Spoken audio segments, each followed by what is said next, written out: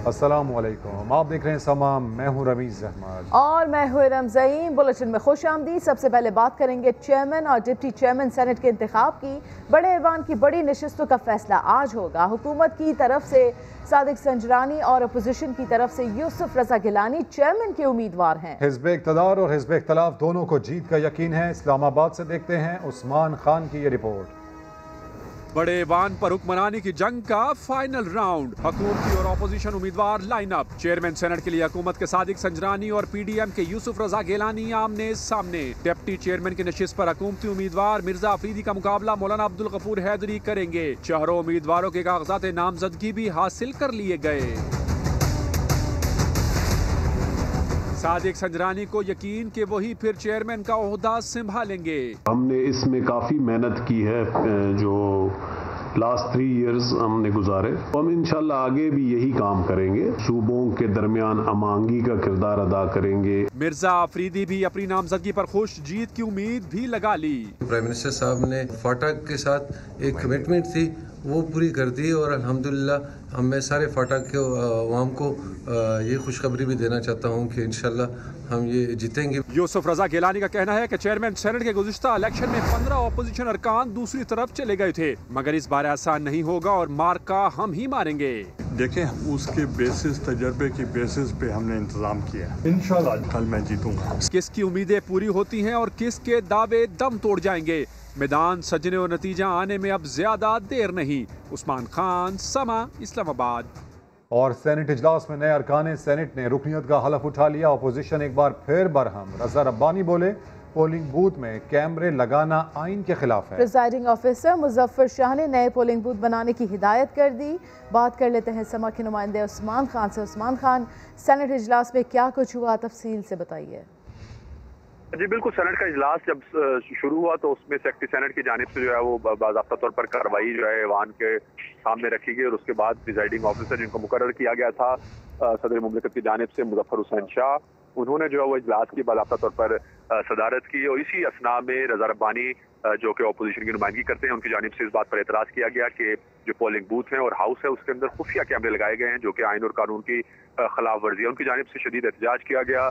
तलखी जो है वो उस वक्त ऐवान में पैदा हुई और उसके बाद चेयर की जानिब से ये हिदायत दी गई कि तमाम पोलिंग बूथ जो है वो ख़त्म कर दिए जाएंगे और नए पोलिंग बूथ जो है वो अब बनाए जाएंगे। उसके बाद तमाम अरकान की जानिब से हल्फ किया गया और हल्फ लेने के बाद तमाम नए नौमुंतखब जो अरकान हैं उन्होंने रोल ऑफ साइन पर दस्तखत किए और पहला दस्तखत जो है वो गफूर हैदरी की जानिब से किया गया और आखिरी जो है वो ज़ीशान खानज़ादा जो कि हुकूमत के सेनेटर है उनकी जानिब से किया गया।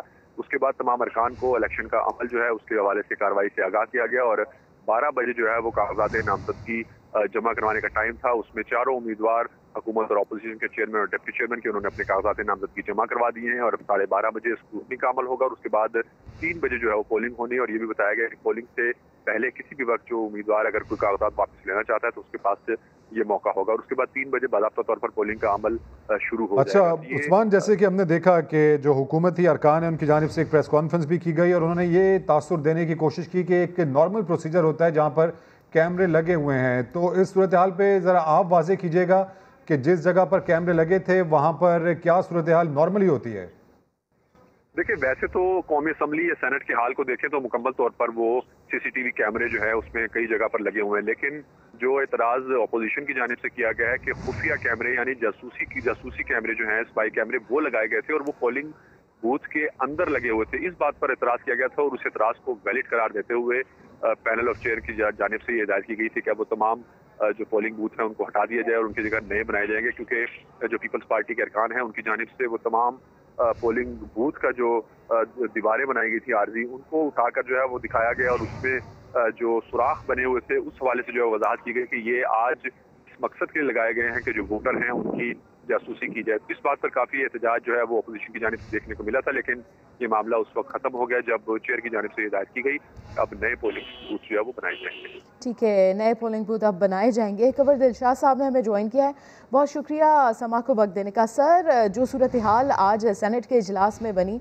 यकीनन आपको इसका इल्म होगा, तो यूजुअली इस तरह से होता है कि कैमरे लगे होते हैं, अगर नहीं लगे हुए होते तो जब पोलिंग बूथ बन जाता है किसी को इजाज़त होती है कि वो वहाँ जाए और वहाँ पर इस तरह की चेकिंग करे? देखिए, असूली तौर पर यह इंतहाई नालायकी का मुजाहरा किया है, लाइल्मी, लापरवाही, और जो ये सारी जिम्मेदारी जो है वो सेनेट सेक्रेटरीट की एग्जीक्यूटिव अथॉरिटी की जिम्मेदारी है। ज़ाहिर है इसमें चेयरमैन भी नहीं है, डिप्टी चेयरमैन भी नहीं है, तो सारी जो अथॉरिटी जो होती है तो चीफ एग्जीक्यूटिव जो होता है वो उनके हाथ में आ जाती है, जो सेनेट के एग्जीक्यूटिव एडमिनिस्ट्रेशन जिनके हाथ में कंट्रोल है। तो अब उन्होंने महसूस नहीं किया कि जनाब कैमरा लगाना जो है वो इंतहाई जो है वो एक गलत है, गैर कानूनी है, और रूल ऑफ बिजनेस के खिलाफ भी है, ज़ाब्ता इखलाक की खिलाफ वर्जी भी है, सिक्रेसी के खिलाफ भी जिम्मेदारी है।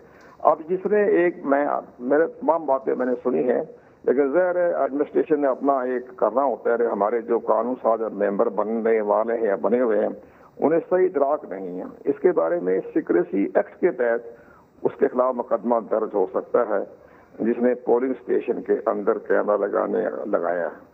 वो सिक्रेसी एक्ट है, वो इलेक्शन एक्ट में जो सेनेट का है वो 174, मैं बता देता हूँ वो सेक्शन कौन सा है, वो 175 है, जिसके तहत वो सिक्रेसी के खिलाफ जो है वो कोई जाएगा। और उसके साथ साथ सीक्रेट हमारा जो इलेक्शन एक्ट है 122 भी है। अब जो कमेटी बनी है वो कमेटी को चाहिए कि सेक्शन 122 और 175 की रोशनी में फैसला करे। ये सिक्रेसी की जुमरे में आता है, और सिक्रेसी जो आउट करने वाली कोई भी ग्रुप हो या पार्लिमानी ग्रुप, कोई भी ग्रुप हो, अथॉरिटी कोई भी हो, उनके खिलाफ मुकदमा दर्ज हो सकता है और उसकी सजा 3 साल की है। तो ये सारे मामले बड़े सीरियस मामला होता है। पूरी इंक्वायरी कराएं, देखें, पूरी दुनिया में रसवाई हो रही है। पहले चेयरमैन सेनेट के बारे में मुख्तलिफ क्या सवाइयाँ दोनों तरफ से हो रही हैं। कंवर साहब, आप क्या समझते हैं इसका असर क्या हो सकता है? अब जब इंतखाब हो जाएगा, कोई एक उम्मीदवार जीत जाएगा, तो क्या समझते हैं आपकी इस मामले पर काफ़ी ग्रिप है? जी, मामला तो बड़ा सीरियस है। अगर आपने इदारे बचाने हैं, कानून की बालादस्ती करनी है, तो फिर बेलाग इस पर इंक्वायरी कराएं। ये कोई मामूली हरकत नहीं है। कैमरा लगाना, देखना जो है ये बाकायदा एक प्लानिंग का हिस्सा हुआ है ना। कभी किसी की नजर पड़ेगी नहीं पड़ेगी, अगर नजर ना पड़े तो काम चल जाएगा, पड़ गए तो हम हटा देंगे। तो हटाने वाली बात हट गया वो तो ज़ाहिर रब्बानी ने और मुस्तफा नवाज खोखर ने तवज्जो दिलाई, और ऑनरेबल जो हमारे दोस्त है मुजफ्फर साहब प्रिजाइडिंग ऑफिसर, उन्होंने भी कहा कि ठीक है इंक्वायरी करते हैं, और इंक्वायरी का रिजल्ट जो है। अच्छा कंवर साहब, एक आर्गूमेंट ये भी आ रहा है कि कैमरे तो नॉर्मली वहाँ पर लगे होते हैं, जो पोलिंग बूथ बनाया गया है, जो वहाँ पर बॉक्स रखा गया है, वो ऐसी जगह पर था जो कि कैमरे की जद में आ रहा था। तो ये ठीक है, अगर ये बात दुरुस्त है, अगर वो जब इंक्वायरी कमेटी के सामने ये बात वो कहेंगे ऑलरेडी कैमरा था, लेकिन जिन्होंने पोलिंग स्टेशन का जो बूथ बनाया तो उनकी भी तो जिम्मेदारी है ना कि भाई ये कैमरा लगा हुआ, हम इसको हटा दें, या कैमरे से पीछे हम अपना जो है बूथ लगा दें। तो उनकी भी तो देखें ना लापरवाही। तो कंवर साहब, ऐसे में आप कह सकते हैं ये संगीन गफलत है, जिस तरह आपने पहले भी कहा कि नालायकी वाला मामला ज्यादा लग रहा है। बस गफलत है, गफलत भी है, और हालात का इदराक ना होना, लापरवाही, उसका नतीजा है। बाकी कोई बदनीति नहीं आती, कोई साजिश नहीं। ठीक है, अब देखते हैं कि ये मामला आगे कैसे बढ़ता है। साबिक सेक्रेटरी इलेक्शन कमिश्नर कुंवर दिलशाद साहब, आप समाज से गुफ्तगू कर रहे थे, आपका शुक्रिया। अपोजिशन ने दावा किया कि इलेक्शन चुराने का मंसूबा बनाया गया था। सादिक संजरानी चेयरमैन सेनेट के इंतखाबात से फौरी दस्तबरदार हो जाए। मुस्तफा नवाज खोकर कहते हैं तहकीकात होनी चाहिए कि ऐवान की चाबी किसको दी गई। मुसद्दिक मलिक का कहना है कि जिसने भी कैमरे लगवाए वो ना सादिक रहा और ना ही अमीन। इलेक्शन कमीशन से मामले का नोटिस लेने का मुतालबा भी कर दिया।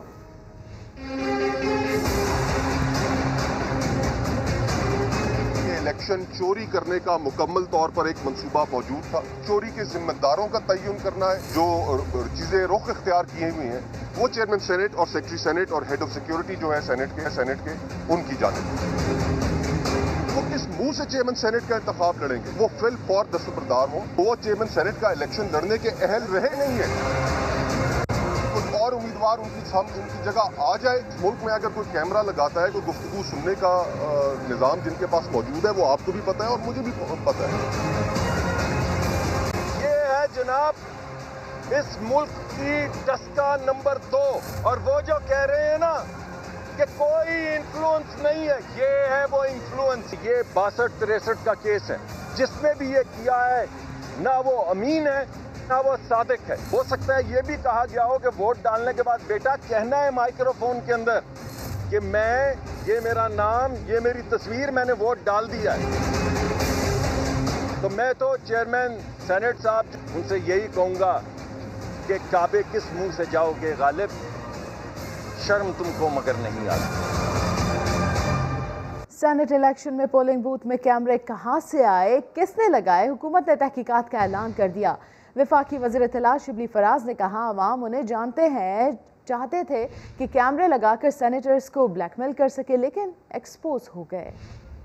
अवाम जानती है इनको कि इनका मौक़िफ़ अदालत में क्या था, पार्लियामेंट में क्या था, अवाम के सामने क्या था। वो चाहते हैं कि यही सीक्रेट रहे कि वो लेन देन कर सकें, इस किस्म के हरबे इस्तेमाल करें कि कैमरे लगा के दें और इस किस्म की चीज़ों से इलेक्शन को और सेनेटर्स को, मेंबर्स नेशनल असेंबली को वो ब्लैकमेल भी कर सकें। ब्लैकमेल करना, पैसे का इस्तेमाल करना, धौस इस्तेमाल करना, ये इनकी सियासत के बुनियादी सुतून हैं और आज ये एक्सपोज हुए हैं। हमने ये कहा है कि इसकी तहकीकात होनी चाहिए, नए सिरे से नया पोलिंग बूथ लगना चाहिए और किसी को भी इस पे एतराज, तो इनकी ये साजिश जो इन्होंने की थी हमने उसको बेनकाब किया है और इन्होंने ये जो ड्रामा ढोंग रहा है उसका इंशाल्लाह हम पूरी तहकीकात करेंगे और हम इनको एक्सपोज करेंगे। पाकिस्तान तहरीक इंसाफ के सेनेटर फैसल जावेद ने नए पोलिंग बूथ के भी मुआयने का मुतालबा कर दिया। कहा बड़े आए जेम्स बॉन्ड 007, इन्हें कैसे पता लगा कि कैमरा लगा है? आते साथ ही वहां घुस गए। साबित हो गया कि जिसने कैमरा ढूंढा है उसी ने लगाया है। ऑपोजिशन को ओपन बैलेट पर इलेक्शन लड़ने का चैलेंज दे दिया। नया पोलिंग बूथ बनेगा उसको भी हम इंस्पेक्ट करेंगे क्योंकि इतने साजिशी माहिर लोग हैं। बड़े आए जेम्स बॉन्ड 007 पहुंच रहे हैं जी, कह रहे हैं और जिसने ढूंढा है उसने लगाया है। कैसे पता था इनको? आते साथ ही उधर घुसे हैं वो और ये किया है। तो ये बौंदी साजिश थी जिस तरह से शिबली साहब ने कहा। और ये नहीं कि हरबे हैं, ये सारा आपने देखा सुप्रीम कोर्ट की प्रोसीडिंग्स हुई, उससे पहले जिस तरह से इमरान खान साहब को ब्लैकमेल करते रहे, सारा वक्त इनको एक ही चीज चाहिए, वो है एनआरओ। 2 नंबरी को ये तहफ़्फ़ुज़ देते हैं ही 2 नंबर लोग। आज जो इन्होंने हरकत की पूरी कौम ने देखी है, इन्हें शर्म आनी चाहिए। हम तो तैयार हैं, हम तो कहते हैं आओ ओपन बैलेट पे आओ, इस इलेक्शन में भी आओ। हम हर इलेक्शन चाहते हैं ट्रांसपेरेंट हो, ओपन बैलेट हो, हारने वाला ग्रेसफुली अपनी हार तस्लीम करे और जीतने वाला कह सके कि वो मेरिट पे जीता है। क्यों नहीं आते ओपन बैलेट पे? हम चैलेंज करते हैं आपको, आओ ओपन बैलेट पे। पाकिस्तान तहरीक इंसाफ के रुकन कौमी असम्बली आमिर महमूद कियानी कहते हैं जिन्हें शफाफियत दरकार है उनके लिए कैमरे मसला नहीं होने चाहिए। ये वैसे भी पहले से लगे हुए हैं जो पूरे हॉल को कवर करते हैं। अपोजिशन ने पहले भी कौमी असम्बली में चोरी का माल खरीदा, इसलिए सेनेट बैलेटिंग में भी परेशान है। हाल के तौर पर जब आपके पास जो मेंबर्स हैं उन्होंने वोट डालना है तो इशू है क्या? दूसरी बात है कैमरा उनको शायद मेरा ख्याल है कोई सेनेट में था तो पुराने ऊपर सारे कुछ दर्जन कैमरे लगे हुए हैं। ठीक है, ये जस्ट इशू बनाने वाली बात है।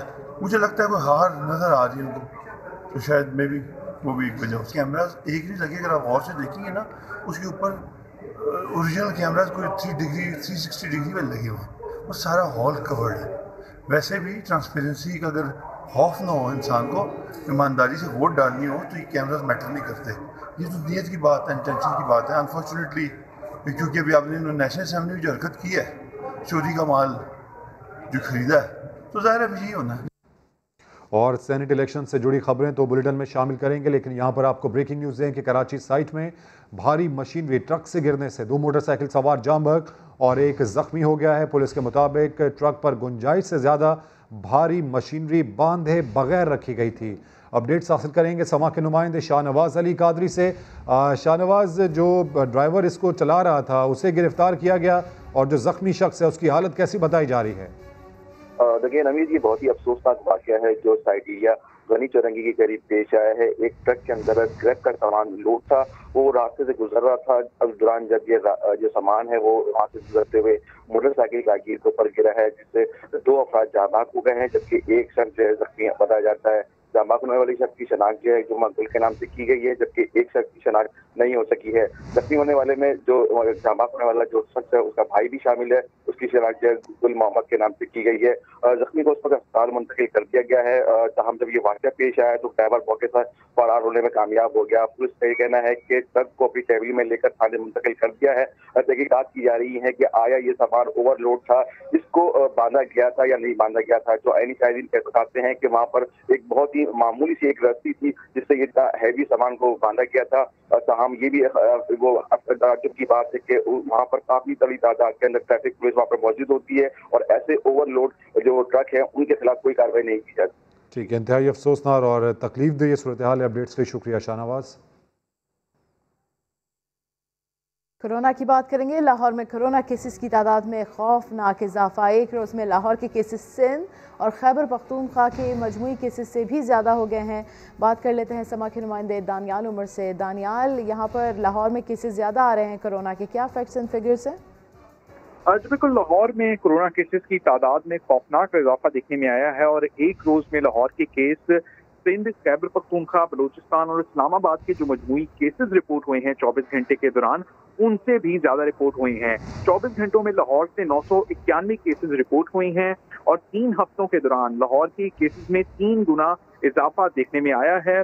24 घंटे के दौरान जो पाकिस्तान में 2701 केसेस सामने आए हैं कोरोना के, उनमें से पंजाब में ही 1632 केसेस रिपोर्ट हुए हैं।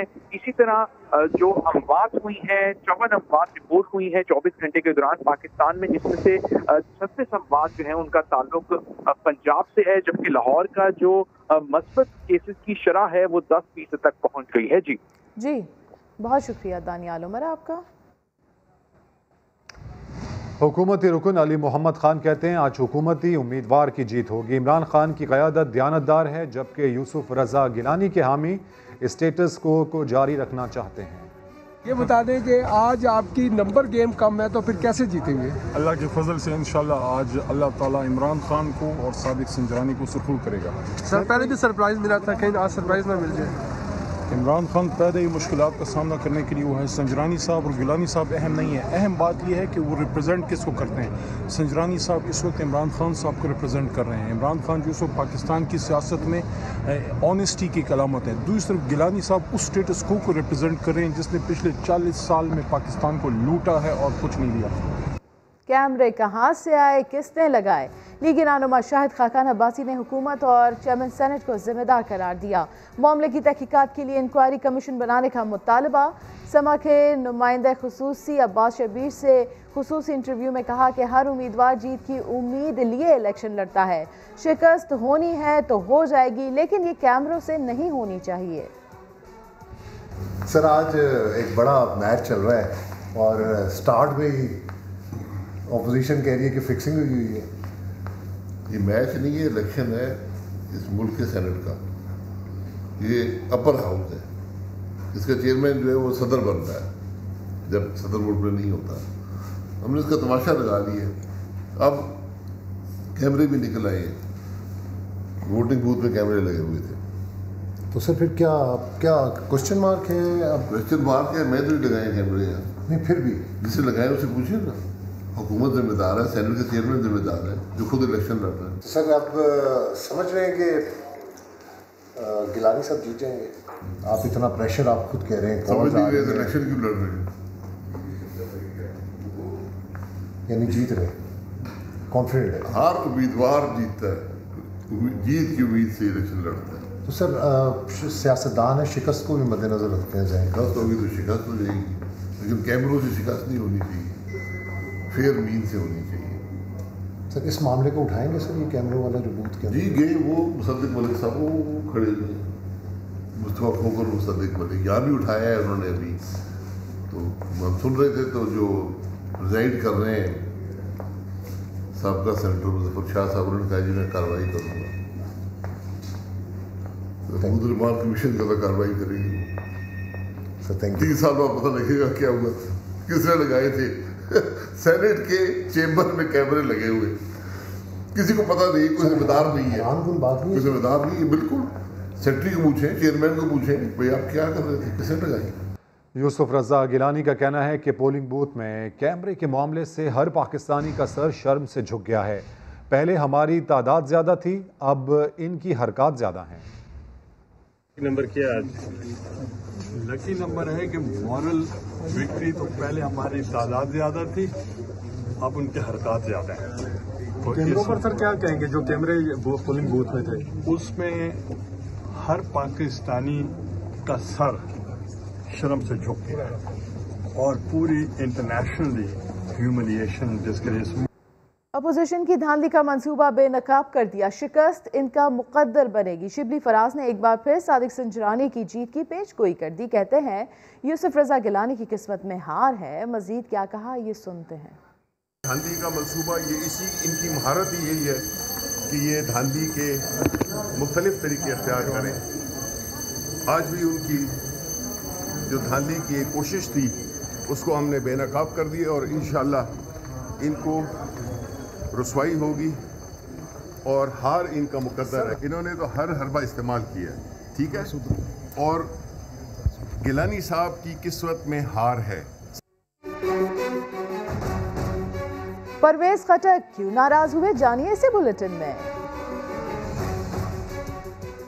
नौ मुंतखब अरकान की हलफ बर्दारी के दौरान सेक्रेटरी ने प्रिजाइडिंग अफसर मुजफ्फर हुसैन शाह का खूब इम्तिहान लिया। आइए आपको दिखाते हैं। I will call upon the secretary to call the members and I'll call, sir, अच्छा सुने, secretary साहब, call the members, secretary साहब, please call the, ji secretary साहब, please call the members, call the members, 1 minute sir, अच्छा जी, secretary साहब, I can't you, call the members ना जी, call the members ना जी, sir आप बैठे ना बैठे, call the members names, secretary साहब जरा बुलाइए ना आप, कॉल सेक्रेटरी साहब, कॉल द मेंबर, सेक्रेटरी साहब कॉल दी, सेक्रेटरी साहब कॉल द मेंबर्स, सेक्रेटरी साहब कॉल द मेंबर्स, सेक्रेटरी साहब जरा बुलाइए ना आप। मेरा कॉल अपॉन फर्स्ट मौलाना अब्दुल गफूर हैदरी साहब। चेयरमैन और डिप्टी चेयरमैन सेनेट के इंतखाब से पहले ही अपोजिशन ने धांधली का शोर मचाना शुरू कर दिया। मरियम नवाज ने इल्ज़ाम लगा दिया कि टेलीफोन करके अपोजिशन अरकान को मना किया जा रहा है कि पीडीएम उम्मीदवारों को वोट ना दे। शाहिद खाकान अब्बासी ने इंतखाब को मुतनाज़ बनाने का इल्ज़ाम धर दिया। सेनेट के बड़े ऐवान के लिए बड़ों का इंतखाब, चेयरमैन और डेप्यूटी चेयरमैन के इंतखाब के लिए मैदान आज सजेगा। बड़े मार्के से पहले अभी से धांधली का वावेला शुरू कर दिया। मरियम नवाज ने ट्वीट में लिखा, नून लीग के सेनेटर्स को टेलीफोन आ रहे हैं, पीडीएम उम्मीदवार को वोट ना देने का कहा जा रहा है। ये भी कहा कुछ सेनेटर्स ने सबूत रिकॉर्ड कर लिए हैं। नून लीग के रहनुमा शाहिद खाकान अब्बासी ने प्रेस कॉन्फ्रेंस में कहा, यकीन दहानी कराई गई मगर सेनेट इंतखाब को मुतनाज़ा बनाने की कोशिश हो रही है। बारहा कहा कि हम DGISPR की बात पर यकीन करना चाहते हैं। जो कुछ हो रहा है इलेक्शन में उसकी बहुत सी शहादतें हमारे पास आई हैं।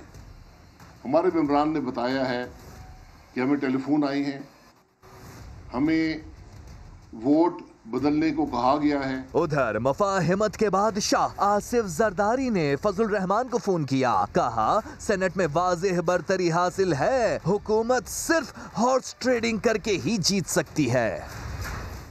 हलफ दें कि वोट पाकिस्तान तहरीक इंसाफ के उम्मीदवारों को ही देंगे। परवेज खटक की बात पर सेनेटर्स नाराज हो गए। गुज़श्ता रात इशाइये में पेश आने वाले बदमज़गी के वाक़े पर अब्बास शब्बीर की रिपोर्ट देखते हैं।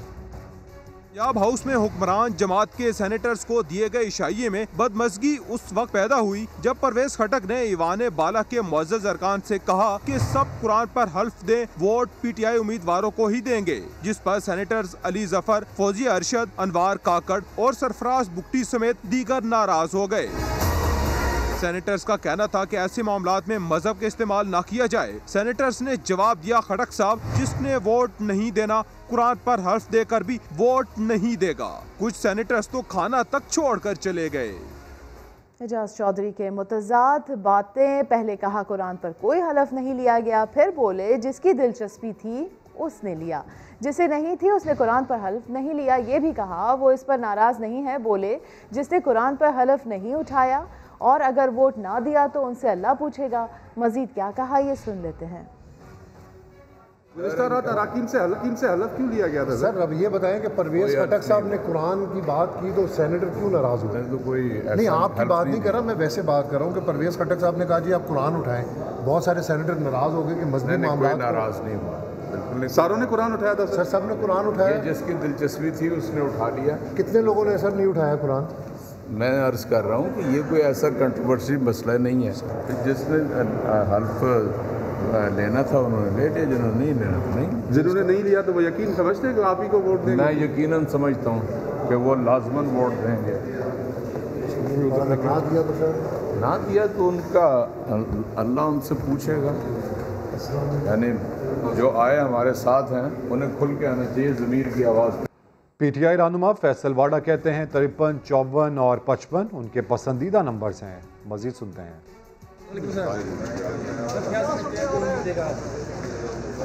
कबल वक्त है, लेकिन कल मैं बता चुका हूँ मेरे पास नंबर जो गलत है 53, 54 और 55 मेरा फेवरेट नंबर, याद रखिएगा। बस मैं बता चुका हूँ मेरे पास नंबर जो गलत है 53, 54 और 55 मेरा फेवरेट नंबर, याद रखिएगा। बस जेआईयू रहनुमा अब्दुल गफूर हैदरी कहते हैं अपोजिशन को अददी अक्सरियत हासिल है, शफाफ इलेक्शन हुए तो जीत यकीनी है। इल्ज़ाम लगाया कि कुछ लोग शफाफ इंतखाबात नहीं चाहते। अददी अक्सरियत तो अपोजिशन को हासिल है और इलेक्शन फेयर होते हैं तो जीत हमारी है इंशाल्लाह। बाकी ये है कि वो लोग जो बेचारे कमज़ोर होते हैं तो उन पर दबाव डालते हैं, लेकिन मुझ जैसे कारकुन तक अभी तक कोई पहुंचा नहीं है, ना कोई ऐसी कोई धमकी दी है। चाहते हैं कि सेनेट का इलेक्शन पुरअमन हो और जिन कुव्वतों ने या जिन इदारों ने आज का घटिया हरकत किया है उनको शर्म आनी चाहिए। एमके रहनुमा फैसल सब्जवारी कहते हैं जिसके पास जितने वोट होंगे सामने आ जाएंगे, पार्टी को अपने अरकान की हिफाजत करनी चाहिए। फैसल भाई आज तो भाभी भी साथ आई हैं, तो अच्छा खुशी का दिन है आपके लिए। हाँ जी, जिम्मेदारी है, अल्लाह ताला खैर करे। क्या समझते हैं आज क्या होने जा रहा है? नहीं, मेरे ख्याल में जब इलेक्शन होगा तो देखेंगे जिसके पास जितने नंबर्स हों। मैं ज़ाती तौर पर तो इस बात का हामी हूँ कि तमाम इंडायरेक्ट इलेक्शन में लोगों को, यानी MPs अगर वोट देते हैं सेनेटर्स को, वो अपनी पार्टी के टिकट पर मुंतखब होकर आते हैं, तो उस पर कोई इंतज़ाम हमें करना चाहिए। इसी तरीके से speaker, deputy speaker, chairman, system change होना चाहिए। आप समझते हैं? ऑफ कोर्स रिफॉर्म्स बहुत ज़रूरी है। हुकूमती इत्तेहादी सरफराज बुगटी ने कहा है कि ये जमहूरियत है, लोगों को अपने उम्मीदवार के लिए कायल करने की कोशिश की है। हम ख्याल बहुत से लोग हमें वोट देंगे। चेयरमैन सेनेट के इलेक्शन के वाले से हमारे पास हारने वाला ऑप्शन है, हम जीतेंगे। अच्छा, जीतेंगे तो कैसे जीतेंगे? क्योंकि 51 उनकी वोट है, 49 देखें, डेमोक्रेसी में आप कन्विंसिंग करते हैं, आप जाके लोगों से मिलते हैं, लाइक माइंडेड लोगों को कन्विंस करते हैं। This is what we are. हमने अपने लाइक माइंडेड दोस्तों को कन्विंस कर लिया है और यही डेमोक्रेटिक प्रोसेस का हिस्सा है, इसीलिए ये सीक्रेट बैलेटिंग है ताकि आप लोगों को कन्विंस कर सकें। अपोजिशन इत्तेहाद के यूसुफ रजा गिलानी और हुकूमत के सादिक संजरानी आज आमने सामने होंगे। दोनों रहनुमा माजी में किसके हामी किसके मुखालिफ थे, इस रिपोर्ट में जानते हैं।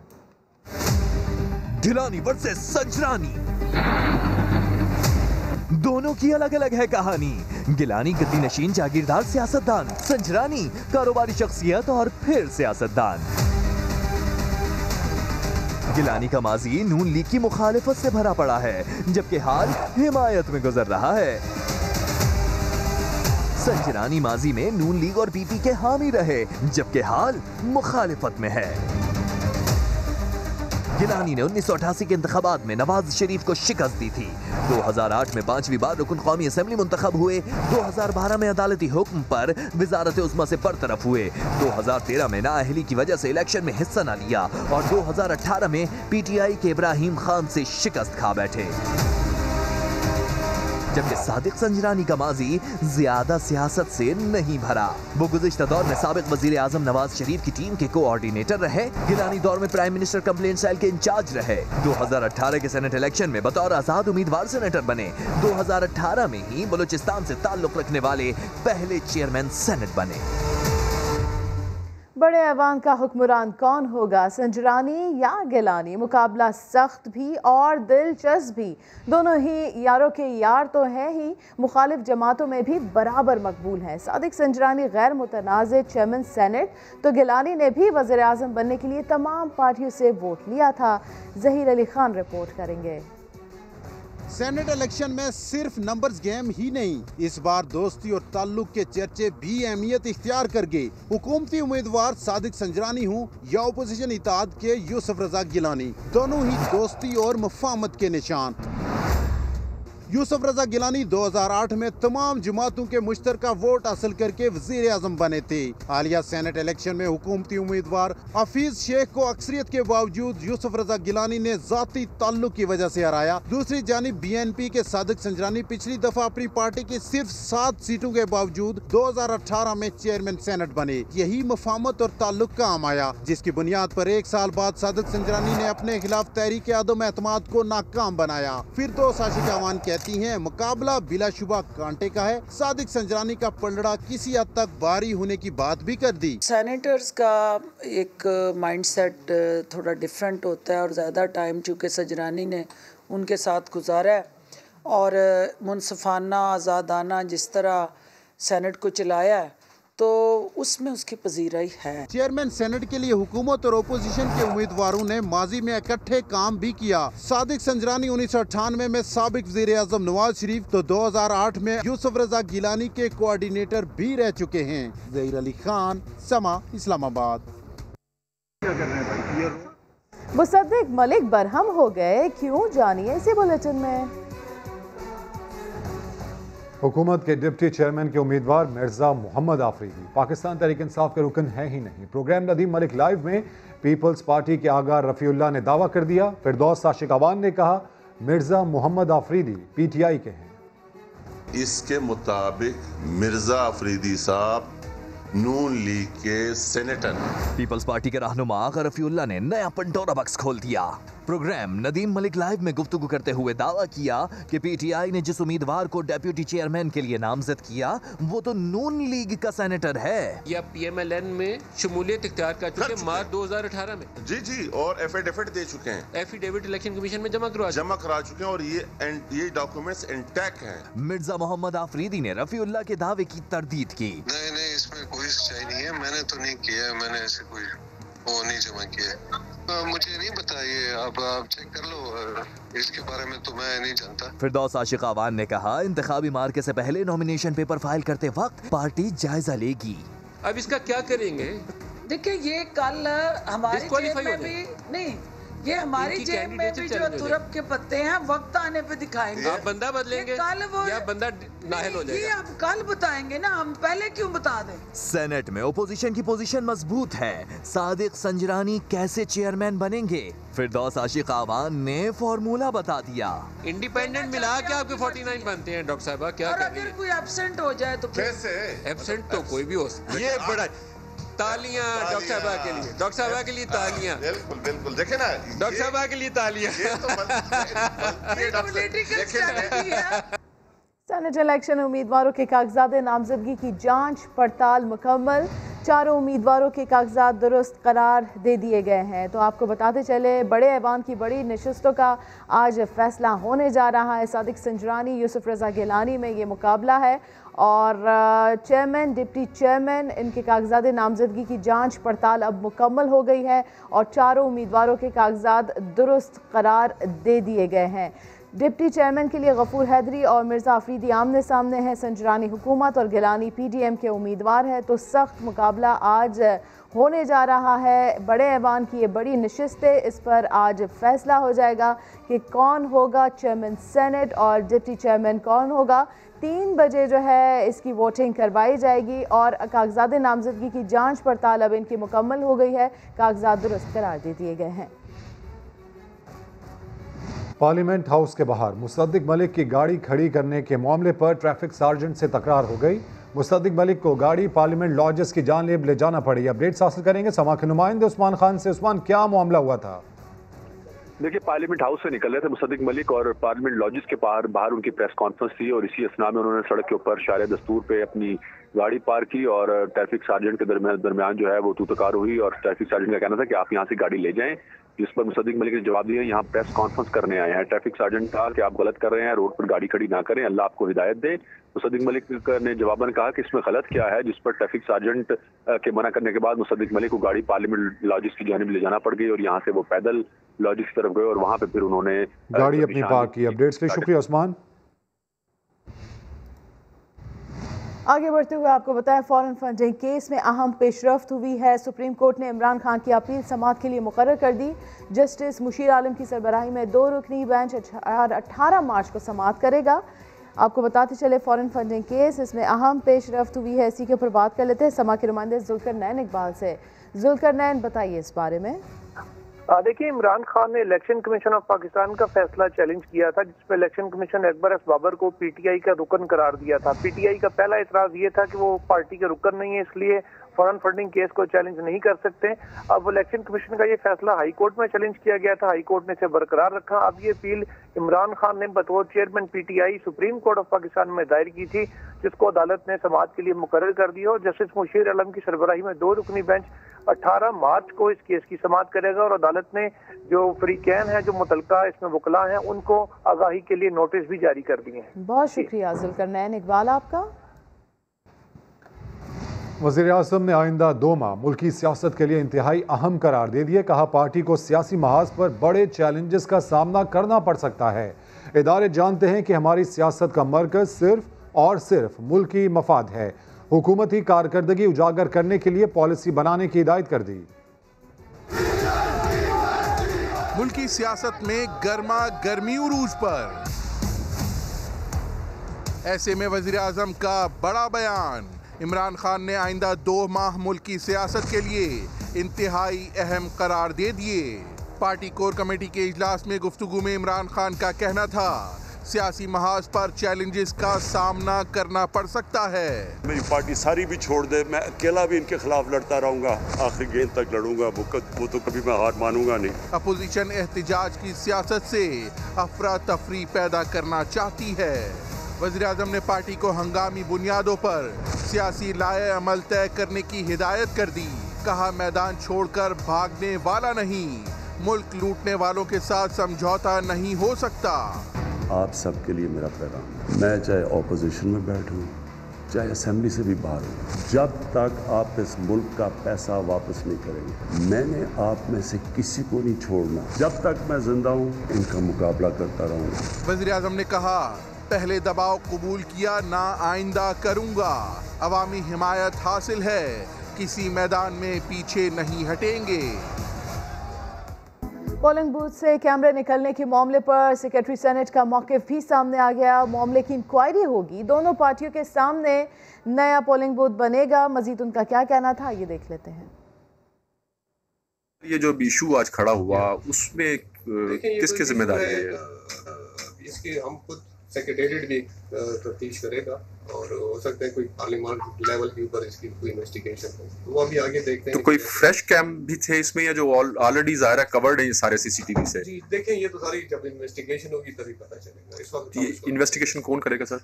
हो सकता है कि पार्लियामेंट्री लेवल के ऊपर इसकी कोई इन्वेस्टिगेशन। अब सर नया पोलिंग बूथ बनाया जा रहा है? अब तो नया पोलिंग बूथ बनाएंगे और अपोजिशन और वो दोनों मिल के विटनेस करेंगे ताकि इसमें कोई अभाव ना रहे और एक ट्रांसपेरेंसी रहे। ताखीर का कोई खदशा तो नहीं है?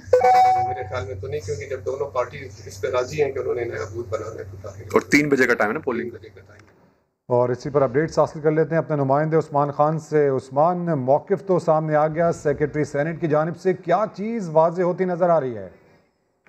रमीज़, ये बड़ी अहम डेवलपमेंट है कि इस बात पर जो है वो अपोजिशन का एतराज़ था, उसको तस्लीम करते हुए इस बात पर इंक्वायरी करवाने का फैसला कर लिया गया है और सेक्रेटरी सेनेट चूँकि इस आज के सारे मामले के जो इंचार्ज हैं उनके हवाले आज सारा अमल जो है, इसीलिए उनकी जानिब से जो है ये कहा बताया गया है कि अब इंक्वायरी होगी। और हमारा सवाल ये था कि इंक्वायरी कौन करेगा, तो ये चूँकि अब दोनों पार्टियों को यानी अपोजिशन और हुकूमत के जो उम्मीदवार हैं उनको बता दिया गया है कि अगर जरूरत पड़ती है तो पार्लियामेंट्री लेवल की एक कमेटी जो है वो हाई लेवल तहकीकात इसकी कराने का फैसला किया गया है, जो कि अभी जब इजलास दोबारा शुरू होगा उनको 2 बजे जो है वो बुलाया गया। दोनों फरीकैन को ये बता दिया गया है कि जो लोग भी उनकी तरफ से हैं वो 2 बजे आ जाएं सेक्रेटरी ऑफिस पे, जहाँ पर बाकायदा तौर पर इस मामले की तहकीकात भी होगी और जो भी मौक़िफ़ दोनों तरफ से सामने आएगा उसको वो बाकायदा तौर पर उसी हवाले से जो है वो आगाह भी किया जाएगा। ताहम अब ये फैसला कर लिया गया है कि अब चूंकि 3 बजे पोलिंग होनी है, इसलिए अब दोनों जो पोलिंग बूथ हैं वो नए बनाए जाएंगे और नए पोलिंग बूथ बनाने के बाद वोटिंग का अमल जो है वो शुरू करवाया जाएगा। और इसी हवाले से पूछा गया था कि कोई ताख़ीर का भी